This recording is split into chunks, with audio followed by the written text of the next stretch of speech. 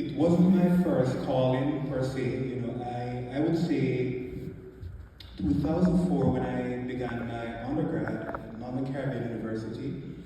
I was doing a bachelor's in theology, and we were encouraged to do a minor. So at the time, I spoke with my older sister. She's 2 years older than I am, and we were talking, and I was nudged a little bit to do guidance counseling. So that's where the journey began in terms of the mental health field.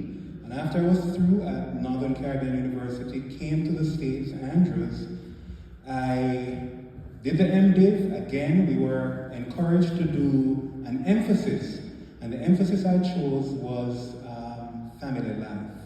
So there's always this interest to engage in the helping profession. And then fast forward, I did a PhD in family studies, after which I did another master's in family therapy, which, brought me to that field in which I'm currently working right now. Okay, some people do like to study, right? That's Pastor Sean. So then I have another question for you. You mentioned a little bit about your study history, but can you tell us a little bit more about your practice history? So for how long have you worked in the field and where have you worked? So I would say informally a total of, so from 2004 until now, I've been doing some form of counseling, be it marital, premarital, but officially and formally, I would say it's, 2020 thereabouts.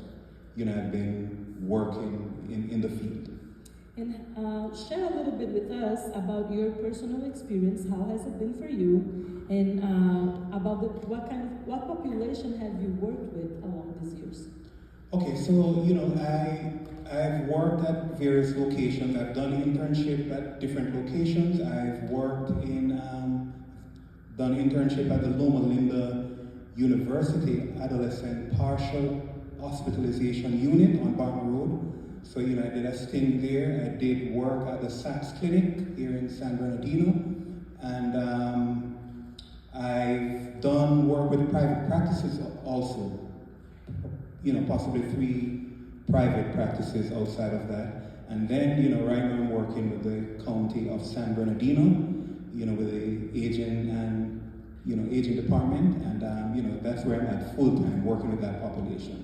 And, so over the years, I've seen different people. I've seen individuals, couples, young people from 6 up, especially at the pediatric unit.